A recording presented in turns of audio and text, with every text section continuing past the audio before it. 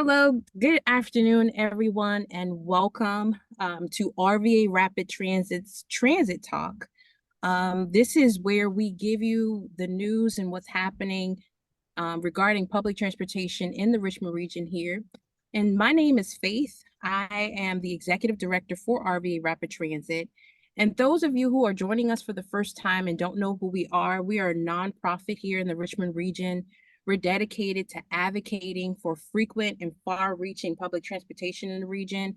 And we really want to focus that in three ways. We want to see more buses go more places. So buses out into the county lines. Right now, 80% of GRTC buses within the region run within the city limits. As you know, and many people on this call know, that there are a lot of jobs outside of those county lines. And so we want to see buses reach more people and also offer more opportunity. And then also, we want to see dignified places to wait. So more shelters, more benches, and dignified places that are clean for people to experience using the bus in a dignified way. And then last but not least, we want to see bus riders' voices elevated in transportation planning and decision making. So we create programs where we're educating bus riders on how to advocate for themselves, show up at meetings, and ways and strategies to do that. And so today, before we get started, I want to go over some housekeeping notes. This call is recorded, or this webinar is recorded. We'd love for you to share it. So we would ask that you would just keep yourselves on mute through the entire call. We will give you an opportunity to ask questions. And so we love your feedback throughout the webinar, but if you have a specific question, if you can go ahead and push #Q, that'll alert myself and the presenter on your question, and we'll make sure it gets answered. So you can just make sure you do #Q the entire event. So before we move on, I want to introduce to you our programs and communications manager, Richard. He's going to take it away with some transportation news and what's happening in transportation in the region. So Richard, please take it away. Hey everybody, my name is Richard with RVA Rapid Transit. Thank you all for being here. I wanted to give a big shout out to our Mobility University graduates on the call, Court and Kelly. Thank you all for being on here. So the biggest piece of transit news is going to be our headliner Wyatt giving it. So I'll have y'all wait in suspense for a little bit for that. But GRTC, their new permanent downtown transfer station, those talks are happening. There are workshops, there are consultants, and they're looking at putting even some sort of mixed use, tower, office building, hotel, residences. If you would like to have input on all of those things, they have their second public workshop March 13th at 5:30 at the main branch of the Richmond Public Library on Franklin. Most everybody on our staff went last time. It was really collaborative. They put together a good presentation that was short so that we could also talk and work through things. So I highly recommend that all of y'all come, and it's really exciting considering GRTC has been looking for a home for a decade and a half now. We also had a wonderful time. I think it was Tuesday a week ago. We had the first annual Adopters Banquet. For those who don't know, we do have an Adopt-A-Stop program under our Better Bus Stop program, and you can adopt bus stops, keep them clean every month, and report bigger problems to GRTC. We have about 120 stops adopted, 45 adopters. So we wanted to honor them. We even gave out 5 awards. We can see in the top right, Noah Odo and Small Charged Up Entertainment won the Small Business Champion Award, and then Claudia Sprill of the Seeds of Change organization won the Dear Diary Award for being really top-notch with providing all of their data on their cleanings. But it was a ton of fun. I highly recommend that y'all adopt a bus stop. It's also free advertising, even for a business, but you get your little name or pseudonym or something, and you get to help keep one of our 1,600 plus bus shelters, or bus stops, not shelters, clean. So that's what I have. We will talk more about the transfer station and drop a link at the very end. I'm going to turn it over to Stephanie, one of our transit ambassadors, and she's going to do our Rider's Voice segment. Okay, cool. Hi, everyone. Welcome today. I'm actually going to put a link in the chat right now for the registration for GRTC's public meeting that Richard was just talking about. So that's in the chat now. And yeah, welcome to the Writer's Voice segment. So as part of my role as transit ambassador, along with Sarah and Diana, we show up at bus stops and we engage riders. We hear their stories and we ask for their feedback, their comments, and then we often take those comments right to GRTC's board meetings and to other places where they get more visibility. And so we really try to elevate riders' voices. So here's the first comment from a lovely rider called Earl. And, both of these comments are going to be focused on infrastructure, bus stop infrastructure. Like Faith was saying, we want to see more dignified places for folks to wait and just experience the bus in a way that's, you don't see trash everywhere. You don't, that when you're going from your home to your job to wherever you're going, you're going to be able to get there safely, and you're not going to be rained on. You're going to have a place to sit or throw things in the garbage if you need to. All these There are heaters? You can use mine. Anyway, so this is Earl's comment.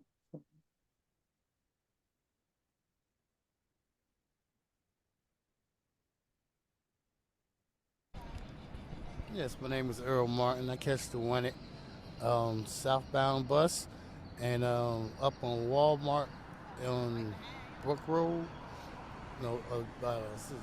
Chamberlain and Brook Road. There's no stop with the cover thing, the shelter, and a bench. It used to be a bench there. They took it out, and people actually bring their carts up for Walmart, turn it over, and sit on it, and that doesn't look good. People riding by and see carts laying on the ground, and people got to use the carts to go shopping with. So maybe a little more shelter and a bench would be good. So absolutely. And then, in this next photo, for the second comment from Nadia Dowdy, we see this illustrated, right? So, and I'm sure folks on this call have all seen this, that folks, people using the bus or whoever it is, like, if we need a place to sit down, people are resilient and very creative. So they're going to make what's not available. They're going to create solutions. And yeah, we really hope that what Wyatt gives us a really hopeful update about this bus shelter bill that could potentially really change how many shelters and benches we see put in place. But this Nadia's comment is actually, this photo is from where the comment was collected. So this is a stop for the 19 bus that goes all the way out to Short Pump. And this particular stop, it's super busy. People are going through there all the time to get out to the farther west end of Richmond. And yeah, there's no place for folks to sit. So let's hear Nadia's comment. My name is Nadia Dowdy, and I'm here at the stop night waiting for the 19 at Willow Lawn, and I would really like to have like a nice bench or something to wait for the bus, or so I can like have a place to eat and maybe have suitcases. There's like an extended stay over there. A lot of people come with suitcases and stuff.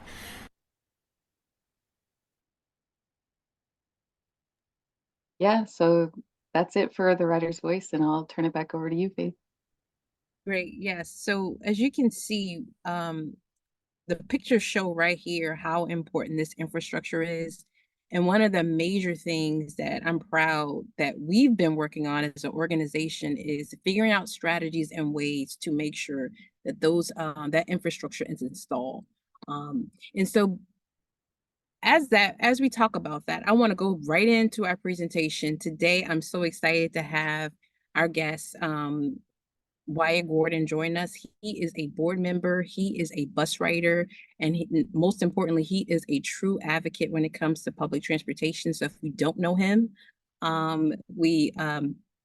he's also the policy manager when it comes to VCN, Virginia Conservation Network. He focuses on policy centered around public transportation and land use. And so he's also a writer. And so he's in charge of writing about transportation for the Virginia Mercury. So he's well versed Make sure you ask him lots of questions, and he's going to cover what's happening in the General Assembly right now, especially around public transportation and the bills that's been working on right now. So Wyatt, I'll turn it over to you to take it away. Great. Thank you so much, Faith. And yes, everyone, please ignore the wild cat in the background, who Oh, gets y'all, jealous when Wyatt just celebrated a birthday. So if you guys can put a birthday cake in the chat, do some happy birthday fingers. I just want to give you another shout out for your birthday. Thank you. Yeah, and thank you all so much for having me. It's a pleasure to be on the RVA Rapid Transit Board. I've been on a lot of boards around town, and few of them have I felt like I've been able to be part of a group of people that are making really impactful change for people's daily lives. So, great organization. Thank you everyone for tuning in. So what hasn't been mentioned yet is that the picture they were showing you of those carts overturned, I actually took that. That was when I was riding out to Short Pump just to take care of some errands. Any of y'all who are transit riders, don't have access to a car, who have tried to access healthcare, who have tried to take care of shopping, it can be difficult. And that's why it is really important for us to have these routes that go to places where a lot of our businesses and jobs have moved out. Um, and it's important for the infrastructure to catch up. We know that service out into the counties around Richmond is very, very recent. And it's honestly a real testament to the region, but also to this group of advocates who've really kind of changed the hearts and minds of people. It was just, back when the Pulse was being launched, there were questions of whether Henrico County would even let the bus turn around in its right of way. And now you have Henrico County leading the charge to extend the Pulse all the way out to Parham Road. So as frustrating as the status quo can be with where we are and where we need to be, I always like to remind people of where we were, and where we were was very horrible. We were the sixth worst performing public transit system in the country in, I think, 2017 maybe. And we've come a really long way. Now we're the fifth highest transit system that's recovered all of its ridership from the pandemic. We're growing, we have route expansion. So as we talk about some of the challenges that still need to be addressed, I just wanted to kind of couch that in the fact that we're doing a really amazing job, and there are people all across the country who are envious of what we've built here. So how do we keep building upon that?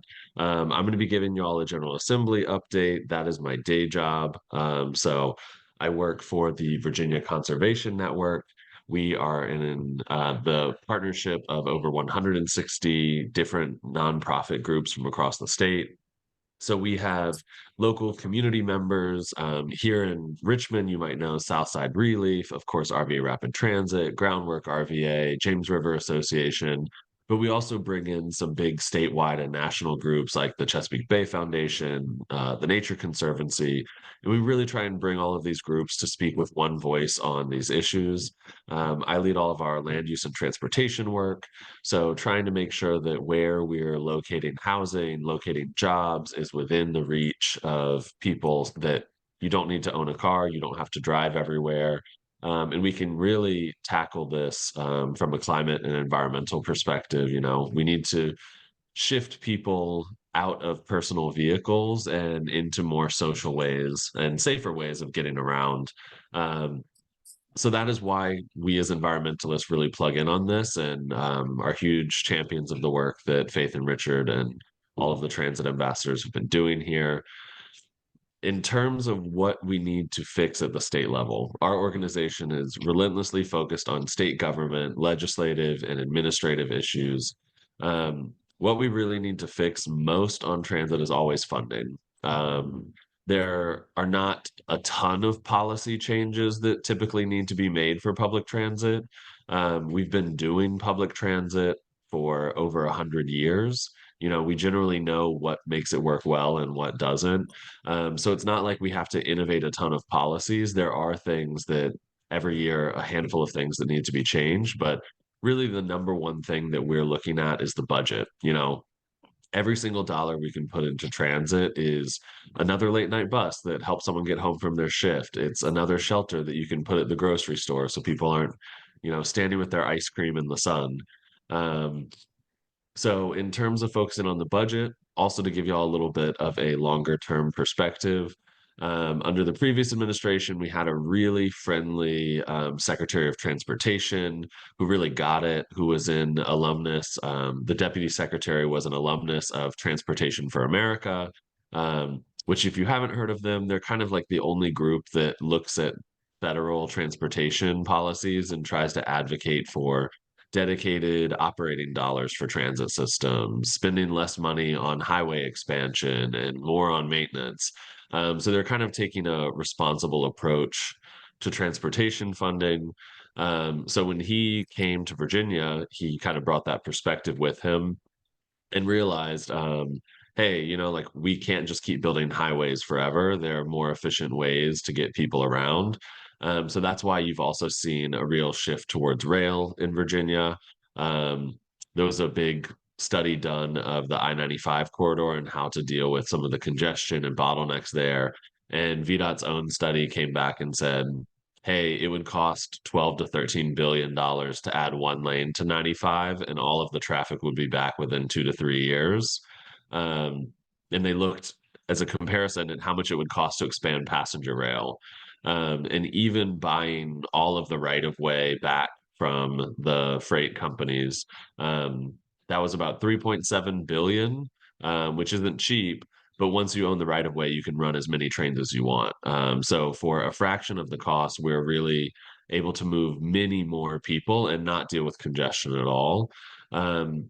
So as part of making that transition in Virginia, we had a 2020 bill that shifted the paradigm for transportation. So we moved everything into a trust fund. We used to have like this tax would fund this thing and this tax would fund this thing, and it was very scattered. And public transit often didn't have dedicated dollars at all because there typically isn't a huge lobby at the state level on behalf of public transit. Because while we know the benefits are huge, the people who benefit from public transit are diverse. They're regular people. They're not a specific lobby or industry that's making a ton of money off of this. And transit agencies themselves can communicate the value that they bring to the Commonwealth in terms of job access and whatnot. But most of them, being government entities, can't really lobby. They can't really go in there and fight for their interests the same way that road builders can, for example. But in 2020, we had this big paradigm shift where we moved all of our funding sources into a big transportation trust fund. And then we said, hey, we're going to create a formula for how we spend that money. So under that formula, transit and rail gets about 33%. Previously, estimates were that we were only getting about 18%. So that's why you've seen kind of a huge shift across the Commonwealth. We have more money for trains and buses. Our organization has a goal of getting it to 50-50 by 2030, ideally. We think, you get the future that you fund. So if we fund a lot of trains and buses and streetcars and all of that, people will ride those. If we build more and more lanes further out to the middle of nowhere, people will build houses in the middle of nowhere and drive. So what that means for this current General Assembly session, the Transportation Trust Fund is successful.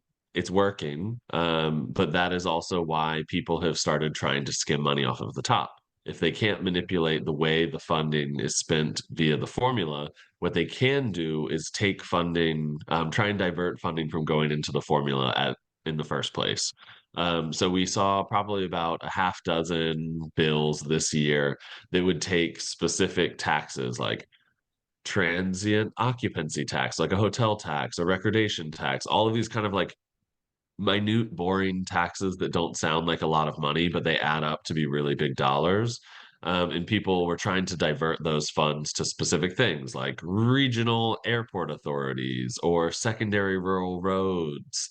What that would do overall is hurt everything that gets paid out of the Transportation Trust Fund. So all of the road building and maintenance, as well as trains and transit. So thankfully, we have been able to build a coalition with the road builders, which I never thought I would say in my entire life. Um, but we have a coalition of people who are really locked into the status quo of the Transportation Trust Fund and how it distributes money and the predictability of that. And we've been able to defeat all of these bills to make sure that the Transportation Trust Fund stays whole. So that's kind of the first thing, is always money. Money is the top thing. Going back to the 2020 law that kind of changed all of this, we were also able to squeeze in one really cool program that has probably been impacting all of your daily lives without you knowing it. And that is the Transit Rider Incentive Program, or TRIP. We squeezed this in there with $10 million, which is, not a huge sum in terms of the Virginia budget. Virginia's GDP, I think, is like $186 billion a year. So $10 million feels very small. But when you look at public transit, you often see that we have specific capital dollars, so things that we can spend on physical stuff like buses and buildings. And then we have operating dollars to really help, to make them actually go places, to pay for drivers and people to run these systems. What we don't have is money to do pretty much anything else. So that was why the TRIP program was created. It's just a small pot of money to allow transit systems to experiment. So initially it was allowed to, people were able to kind of fund experimental like regional routes and like do intercity connectivity kind of work, as well as low to no fare programs. So if you live in one of the, I think, 10 or so cities across Virginia that has zero fare transit, that's probably why that's happening. With the pandemic, a ton of systems went zero fare because of safety, to try and reduce exposure. A lot of the systems in Virginia that have maintained it, they've been able to apply for grant funding dollars from the state through TRIP. So the state essentially will subsidize, or basically pay for the difference of what fares we're bringing in, and give regions time to kind of figure out what the funding looks like locally. Because when you take away fares, you pretty quickly realize that fares were stupid to have in the first place. If you think about like charging admission to go to your local library, like making someone pay $1 to go to the library doesn't seem like that big of a deal in order to have access to unlimited free books and more. But if you start making people pay $1 to go to the library usage will drop. And that's kind of the way we're thinking about public transit, is that, yeah, libraries, one of my favorite things that I've seen people say is that if you wanted to pitch the concept of a library today, you would never be able to get funding for it. It's just not something that, we're not as a society very good at investing in societal benefits and collective goods. I think that is starting to change because we have people who are kind of countering some of the narratives and challenging what is of actually value. And I think we're seeing this on public transit. So we have, as I mentioned, probably about a dozen-ish systems that are totally zero fare and planning to keep it permanently. And even in Blacksburg, you saw the local town council vote to make the system completely free, without any support from the state. And I think that's because people are starting to realize that the amount of money that we are spending on fare enforcement and all of the machinery of fares, the fare boxes, having call centers to help people, it's just not worth the amount of money we're bringing in. And when you look at who is putting money into the system, so, I love fare free, but the bus was essentially always free for me. My work, as part of like my employment benefits, they would give me a free bus pass every month. So I was riding the bus for free anyway, as someone with an office job and that level of wealth and privilege. Whereas if you look at people, who are using the system, who, you know, are like about half of our riders who are lower income. Um, I think it was some RVA Rapid Transit kind of study and working with riders, they found that low income people in Metro Richmond were spending about $100 per month. Because if you never have $60 to kind of buy that monthly pass in the first place, you're going to spend $1.50 for every single trip all month long, and then you end up spending more. So this is kind of a classic example of the tax on the poor, which is very common. And I used to work in anti-poverty, and we would always say it's really expensive to be poor. And this is a great example of that. So anyway, the trip program that we created started out allowing some regional connectivity and then low to no fare programs. Over time, we have expanded some of that. So last year, we added on the ability to pay for bus stop infrastructure. So everything from shelters and benches and sidewalks and ADA compliance, both for the planning of that as well as to fund some of the actual build out. Um, the need is gigantic. So even having $10 million a year, if it were fully dedicated to just making bus stops better and more dignified, we would probably need billions of dollars. I mean, if you look at just Metro Richmond, we have, I think, 5% of stops here have a shelter and 21% have a bench. So out of those 1,600 stops, you're looking at a lot of work that needs to be done across the region to make sure people have a dignified, comfortable, and convenient way to access public transit. But it's a start. Um, so we have had this dedicated amount of money sitting out there, able to fund better bus stops. The problem is we haven't been able to build them in a lot of parts of the state. Um, so under Virginia's weird system, cities are completely independent and they own their roadways. So in Richmond, for example, you might have like a broad street, which is designated as like a state corridor, where the state might have some influence. But for the most part, every single independent city controlled all of its roadways and can do what it wants. So if they want to put a bench out there, they can put a bench out there. When you go into the counties, that's very different. VDOT owns all of their roadways. That's why VDOT is one of the biggest DOTs in the entire country. It has an $11 billion annual budget. I think it's the third or fourth largest in the entire country, which is pretty crazy considering we are not the third or fourth largest state by population. So we've had the problem where there have been a huge amount, you know, the vast majority of jurisdictions have to go through VDOT to get these bus stops approved. And I'll actually, you know, tip my hat to Richard. This is something that Richard informed me of, that he was hearing from people, is that they were having trouble getting these bus stops built in counties. Um, I put on my reporter's hat and did a little bit of digging and talked to some folks across Virginia to hear the kind of struggles they were having. So here in Richmond, we were hearing things from Chesterfield and Henrico, where bus stops had been under design review for a year and a half, and they were getting kind of crazy cost estimates. And for the counties, I think that was kind of a red flag, and they started to kind of raise the issue. But there are other parts of Virginia.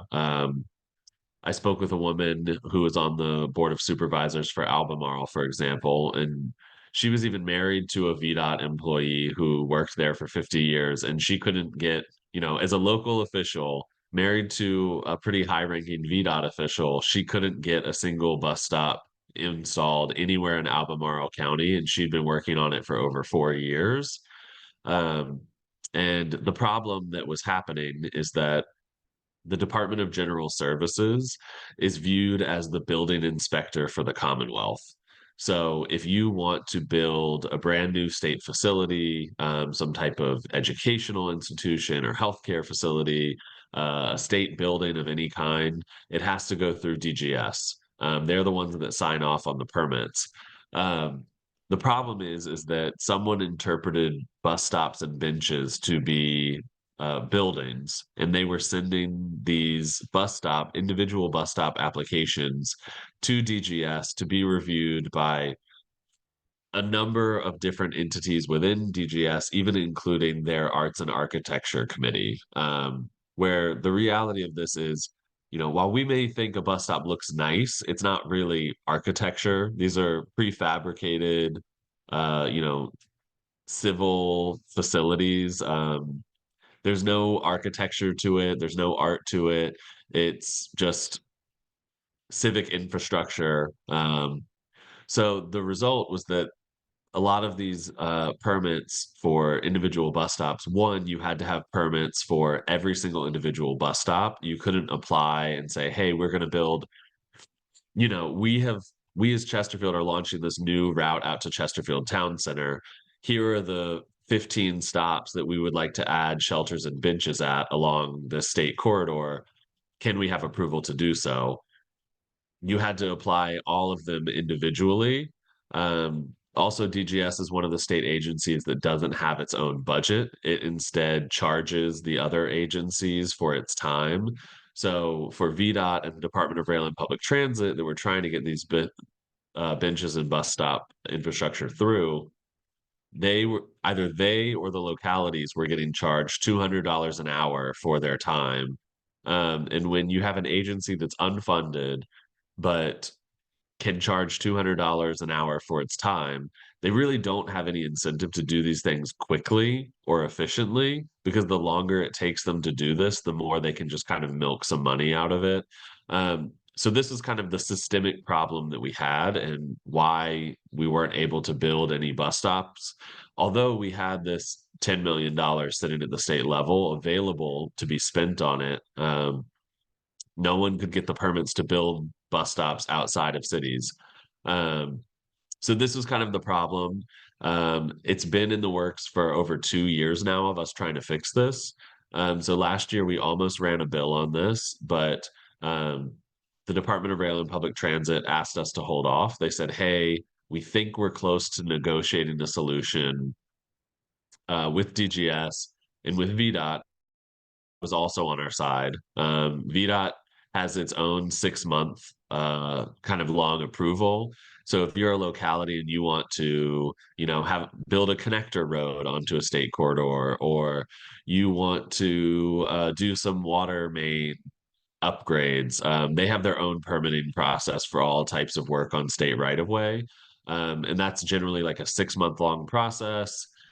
Pretty straightforward, and it indemnifies the state of any liability for what localities are doing. So VDOT was never really the problem. It was when VDOT handed these permits off to DGS that they really fell into a black hole.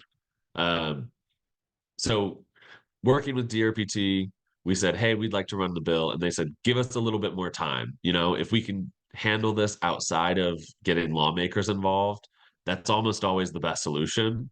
Any of you who know anything about the General Assembly, you'll know that we never know what's going to come out. And as soon as you open up a section of the code, you don't know what someone might try and throw in there. If someone knows that there is a pot of money sitting out there dedicated to doing something, and that something is not able to be done, what that sounds like to a lot of lawmakers is a pot of money that they could raid for other things that they want to do. So based on that guidance from DRPT, we said, okay, we'll wait. Unfortunately, they weren't able to really, the negotiations, even getting the governor's office involved, we weren't able to fully tackle the issue. What we were able to do is bring the governor's office on board. As some of you may have heard, rightly or wrongly, he has set a goal for all state agencies to cut 25% of red tape, just across the board. So if we can bring forward ideas where we're cutting red tape, and it's a good idea to cut that red tape, it's a really good time for that, because a lot of regulations we have in Virginia around like water permits or wetlands, these are really necessary. We have these regulations because of health and safety and environmental concerns. So setting a target of 25% to try and cut, it means you really have to try and find those regulations that are nonsensical and not necessary. And thankfully, with bus stops, we found some. So we brought this to the governor's office and said, hey, we have some great red tape we would love for you to cut. His office really liked it, and they put it in their budget. So what you should know is that the budget in Virginia is the most powerful thing. Um, in Virginia state law, anything that's in the budget supersedes the code. So if you can get something into the budget, you can override state law for however long the budget is in effect. And the budget typically tends to be in effect for 2 years until a new budget is created. If there's some type of delay and the budget stays in place longer, it can last longer. But the governor's office put this language, removing DGS from the bus stop permitting process, into his budget, which means as soon as his budget is codified, which should be July, this change will come into effect, and it will last for 2 years. We wanted to run the bill that we have, HB 285, carried by Dolores McQuinn, because we don't want this to be a policy that only lasts for 2 years. We love that it's in the budget. It's great. But we don't want 2 years from now to go back to the hellscape of bus stop permitting that we've had. So we want to make this a permanent change, and you can only do that through legislation. So that is why we have had this bill, why we're bringing it forward now. And because of a lot of the wonderful people on this call right now, we were able to get a lot of buy-in, some very powerful co-patrons. We even got some Republicans to sign on to this. And what we did was set up a bill that is the most ideal bill for success, where you're not asking for any money. You're simply trying to make something easier. You have both parties on board, and there's no opposition. So this bill has had a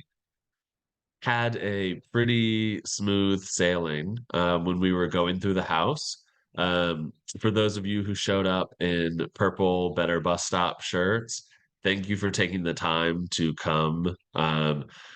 What you probably saw as the General Assembly is a crazy place. There's no such thing as like timing or certainty.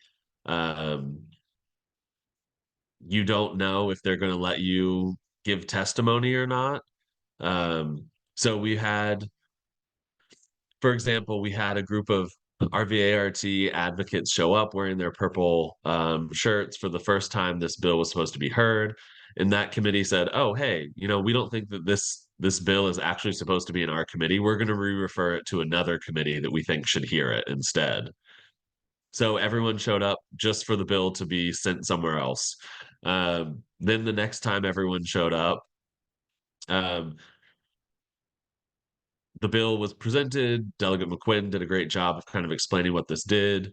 Everyone lined up to testify, and the chair said, hey, we're in a place where we're ready to just pass this, but the more you speak, the more likely we are to change our mind. So if you still want to testify, you can, but do so at your own peril, basically.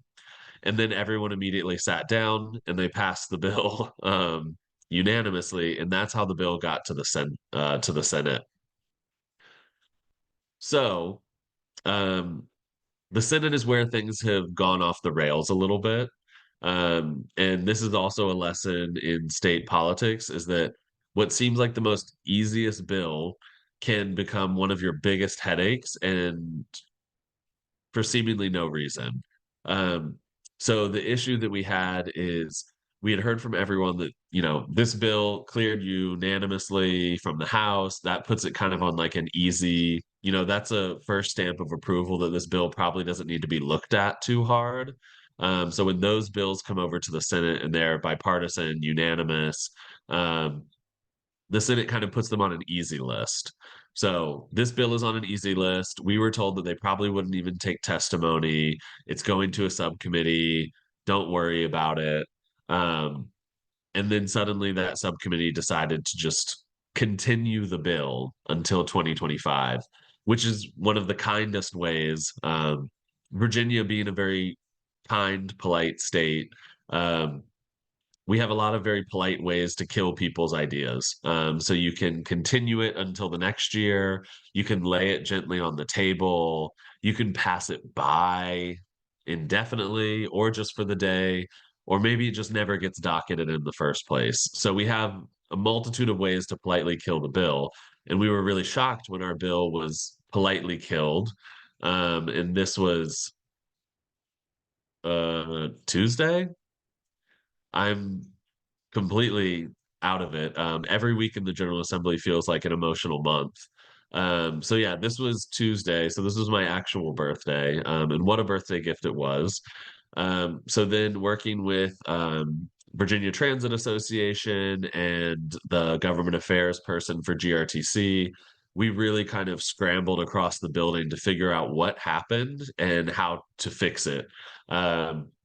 Because the nice thing about a bill being continued is that it's not killed. If they actually vote down a bill, it's dead. And it can be tough to revive a bill.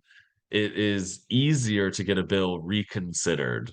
So a subcommittee or a committee can come back and reevaluate the vote that they took if they feel like they made a mistake earlier. So today, yesterday was supposed to be the last meeting of this subcommittee, Senate Finance. And that was kind of our goal. Okay, we need to get this bill reconsidered. Working in the General Assembly, I like to say it's like a three-dimensional game of telephone because everyone is telling you what they know, but no one actually knows the full picture of what's going on. So we went to probably like 8 different Senate offices, checked in with the administration. We're just kind of running around trying to figure out what had happened and how to fix it. And the person who motioned for our bill to be continued didn't even have real objections to it. He was just instructed to make that motion because a lot of powerful people don't want to be seen as making all the decisions. So they'll often just tell other lawmakers to make motions on their behalf. So it doesn't seem like it's all them. So after running around the building, trying to address the concerns, we found out that a senator had a concern about, well, what if we pass this and we allow localities to build bus stops on state right of way? Then is the state liable for those bus stops and what happens to them and the people at those bus stops? So if someone were to, it's raining and they slip in a puddle at this bus stop and then want to sue, is the state on the hook? And that was the last kind of the late breaking question, which could have been brought up at any time earlier in the session and never was. And also no one ever reached out to us or Delegate McQuinn with that. And I will say lawmakers have very high expectations that you do that type of due diligence. So if you're going to oppose one of their bills, you must go to their office and tell them in person. It's not in the code anywhere, but this is just the Virginia decorum, the Virginia way. And if you don't do it, you will get very strongly reprimanded by all lawmakers. It's just a huge no-no. If lawmakers have a problem with something that in your bill, they have no obligation to ever tell you until it's too late. So that was the situation we found ourselves in. So we actually reached out to DRPT, asked them about the liability. They in turn went to the Attorney General as the final decider of all questions of legality in Virginia, and he wrote up an opinion. So he didn't issue a formal opinion that typically takes a number of days, but he wrote up essentially an email opinion and gave that to DRPT, sent it to the senators in question. And it seems like we have clarified that issue. When the bill it was a huge success from Tuesday to Wednesday to get the bill reconsidered. When we were in the committee yesterday watching and the bill was reconsidered, there were a number of issues. One, Republicans couldn't see the bill on the screen because it was being reconsidered in kind of an impromptu way, and the bill hadn't been loaded into their technology, so they had problems with that. And then there were further questions about liability that needed to be addressed. So the bill was once again passed by just for the day. So later today, at around 4 p.m., should be the very last meeting of Senate Finance and Appropriations. And that will be our last chance to have this bill considered. We have heard from the chair, Louise Lucas, that she now likes the bill, she gets the bill. And we have heard that the senators who had some questions about liability issues, they've spoken with the RPT, they've spoken with the Attorney General, and those have been addressed. So we are hopeful that everything is in a good place to get this bill passed at this last hearing of the session. And I should add that we found out that all of this was kind of happening because the Department of General Services was sneaking around and telling people that there were all of these problems, even though the governor's office had told them not to engage on this bill. Like, he told them that they needed to stand down and not be involved on the bill. Well, they decided to do it anyway, and went behind his back and started telling senators that they had real concerns, even if people, they weren't allowed to bring it up. And so anyway, we are hopeful that we have bested DGS and we will be able to wring bus stop permitting out of their hands in the future that we're hopefully looking at, which I should remind everyone is the future no matter what the fate of this bill is. The budget biennium will start in July.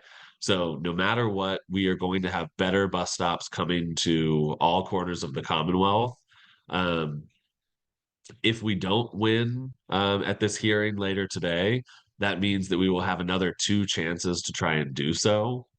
So the budget will be in effect for 2 full years, which means we have 2 more General Assembly sessions where we could theoretically bring this bill back and codify it.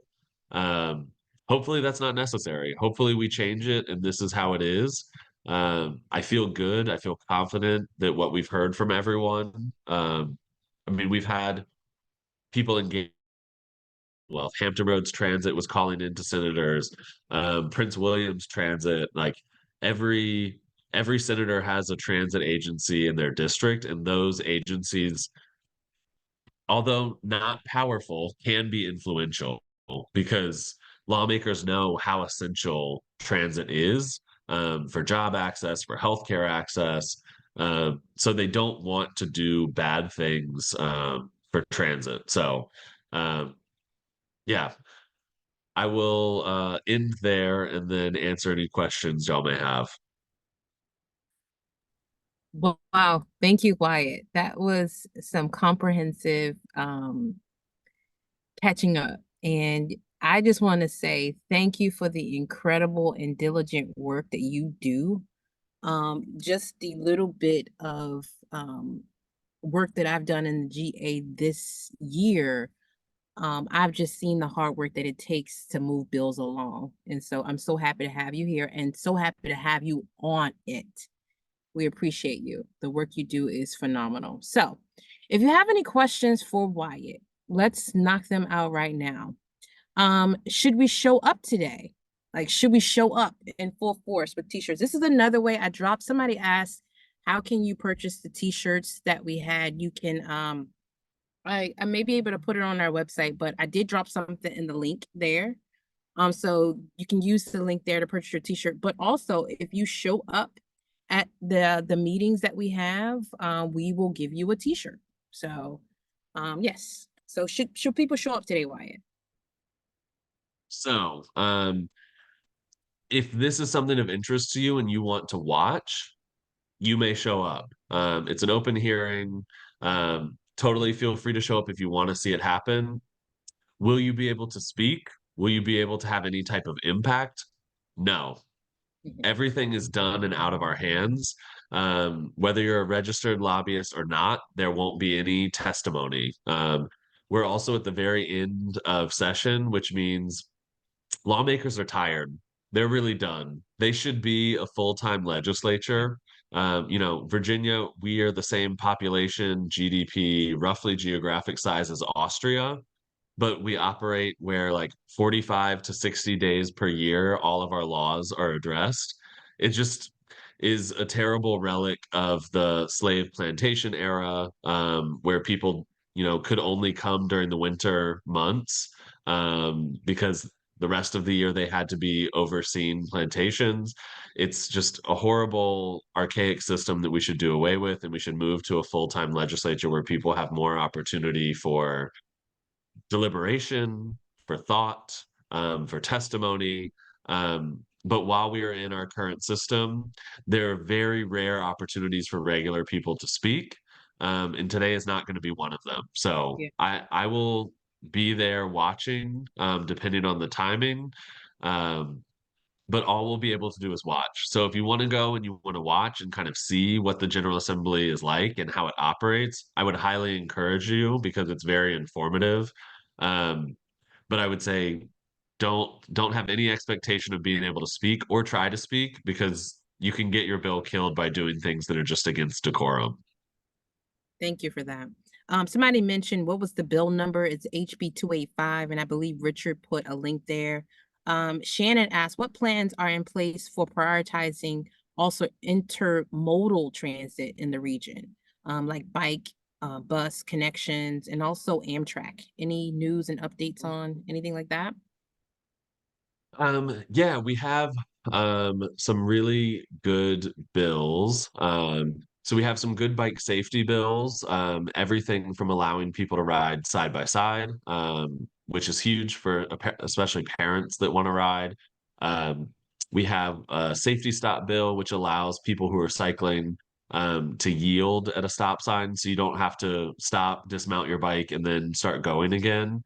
That's been huge to reduce crashes from behind. That happens all too often because we all know drivers typically do rolling stops, even though that's not what the law says. So this is just legally allowing cyclists to do rolling stops. And then the last thing we have is allowing bikes to start moving when the walk signal comes on early. As you've seen, a lot of places in downtown Richmond have started doing that. And then we have a really good bill that passed, fully unanimous, bipartisan, that would allow for walking and bike buses. So schools could dedicate some of their funding to pay chaperones to help students safely walk and bike to and from school. So that has been a big success. Yeah. So, Colin asked a great question. Why does DGS care so much about holding on to that review process? What is the benefit for DGS on dragging this along?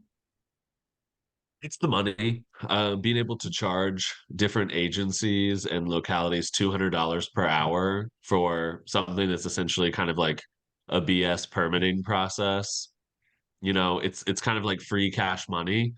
Um, that's a huge thing. I think also there is wanting to hang on to power and control. Like if people start to sidestep your agency, there are fears that your agency could become irrelevant. So if we start removing DGS from different permitting processes, it's not just the $200 an hour they're losing for every bus stop. It's what if people say, hey, if bus stops don't need to really go through DGS, do my permits need to go through DGS? So for them, it seems like a really, really small issue, but their fear is that this could be kind of the first chink in the armor of DGS losing a lot of funding sources. Yeah, and I think that is really what took a lot of smaller agencies and cities out of the race to even get shelters and benches, because the cost of just putting a $2,000 to $3,000 structure became this impossible fee. And so that's key. And so Faith is right. I mean, we had DRPT telling rural transit providers who really need this, who tend to have more elderly, more people with disabilities as a share of their ridership, just because rural spaces tend to be a little bit grayer than urban spaces. We had DRPT telling them, hey, just don't even bother. Like, don't bother to apply for this money. Don't bother to try and put bus stops. You just don't have the manpower and the time and the money to get through the way the system is right now. Like, just wait. So hopefully, I mean, this will be a great thing for our region, for Chesterfield and Henrico, and now Goochland, which has local service. But I think this is going to be even bigger for a lot of other agencies across the state that don't have the dedicated advocacy group like RVA Rapid Transit to advance their causes. I mean, this is really a place where it's cool to say RVART is leading the state and making state policy change. So I don't think that's something that we ever were anticipating this group was going to be capable of just a few years ago. I'm really proud of the work in the team. So Shannon also says, Wyatt, you mentioned funding as a top priority. You get the future that you find, and certainly can appreciate that. But what about central shift required to prioritize transit for those who cannot afford to take transit, shifting their minds? But what about I didn't catch that Cultural word. shift. Sorry, I think that was misread. What was it? Cultural shift. Oh, cultural shift. Yeah, like I've got your Yeah. point about, getting the future you fund, but I think we have a lot of people in town, like just talking to, folks that I know who are like, oh, why would I take the bus? And so even if it's funded, I know it's a bit chicken and egg, right? Like you fund it, they will come, but also getting people on transit who haven't been used to using it. Yeah, Thank you. no, and I definitely think I'm a big believer in if you fund it, they will come. Because I mean, if you just look at the ridership of the Pulse and you said, hey, who were those people? Everyone on the Pulse, raise your hand if you used to ride the 6, before GRTC redesigned its routes, and before the Pulse was a BRT instead of just a local route. I bet there would be a ton of people who would raise their hands. So I think as you build, we want that high quality transit to be beyond just the Broad Street corridor. We want the north south pulse.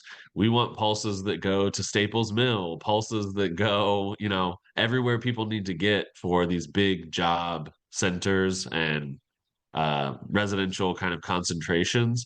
So I think if you build it, people increasingly will see like, oh wow, that bus really does come all the time. It works for me. And I think you start to convert people who might be willing to ride the bus to go out drinking to be like, wait, why am I not just taking the bus to get to work? Like, why don't I just like not deal with this? I love just like sitting around playing a game on my phone or like being on social media instead of having to drive and pay for gas and pay for parking.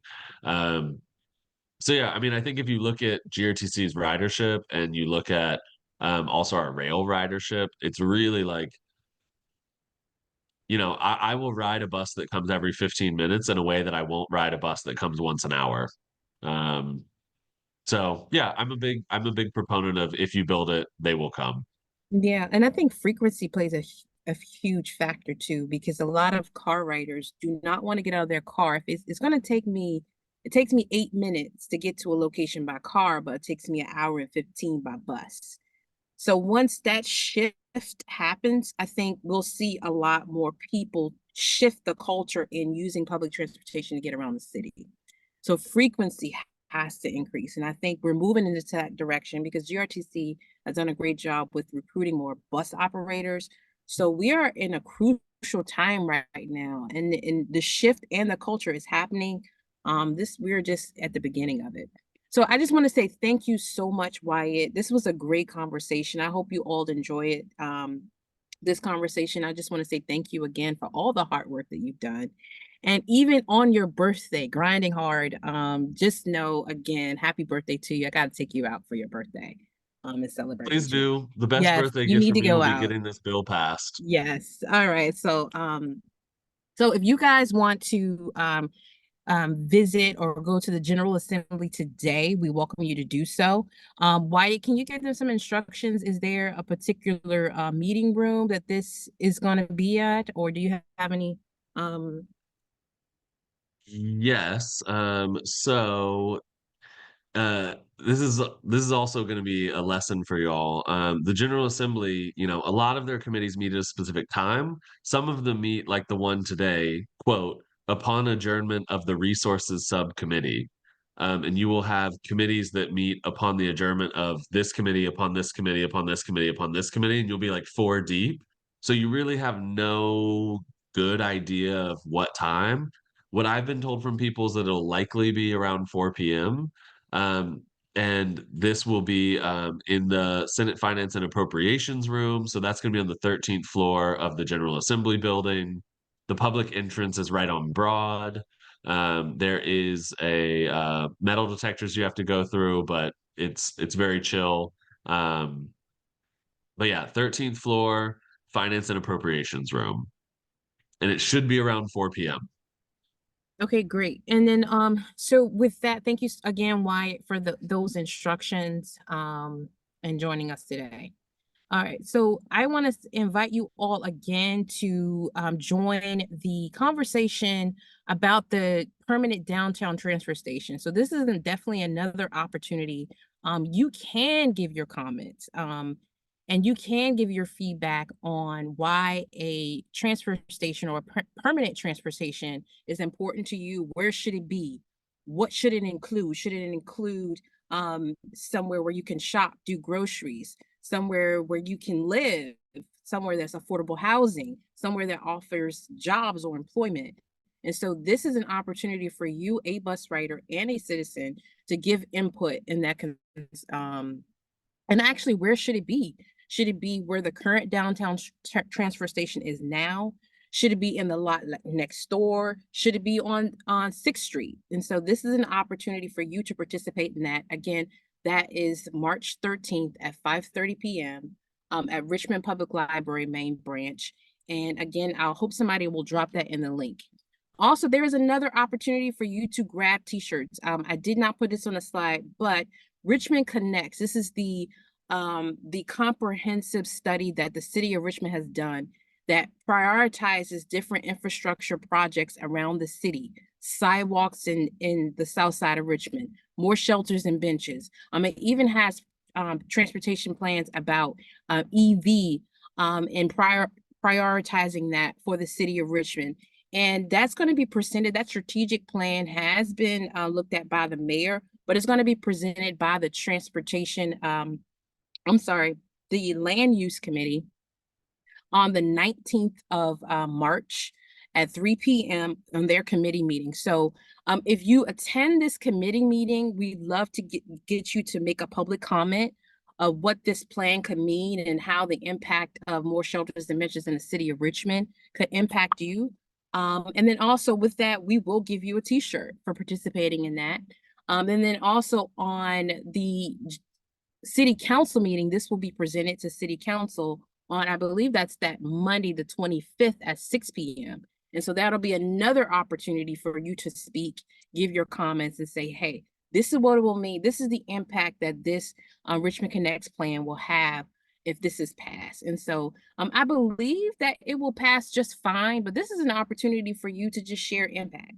And so we want to pass out t-shirts at that event as well. And so I just want to make mind of it. That's the 19th at 3 p.m. for the committee meeting. And then the 26th or the 25th for the, let's see, let me make sure. The 25th for city council meeting at 6 p.m. So there'll be 2 opportunities for you to grab those t-shirts. So again, thank you so much for joining RVA Rapid Transit. First off, I want to say, take action, ride the bus, and then also adopt a stop. And so this is an opportunity for you to give back to community. Wyatt is a bus stop adopter, and we have several adopters on this call. And that's you committing to clean the bus stop around your neighborhood. And then also share your story. So if there's an opportunity for you to share your story, you just heard from 2 bus riders today. Those impact stories really shift the minds and hearts of people and decision makers on how public transportation or the lack thereof of it is affecting you. And then, but last but not least, donate. Consider becoming a monthly donor. Your support helps us create content like this, helps us to buy more t-shirts and pass out. It helps us to continue to do this work to advocate for more shelters and benches around the region. So with that, thank you so much for joining us for RVA Rapid Transit Talk, and we'll see you next time. Have a good one.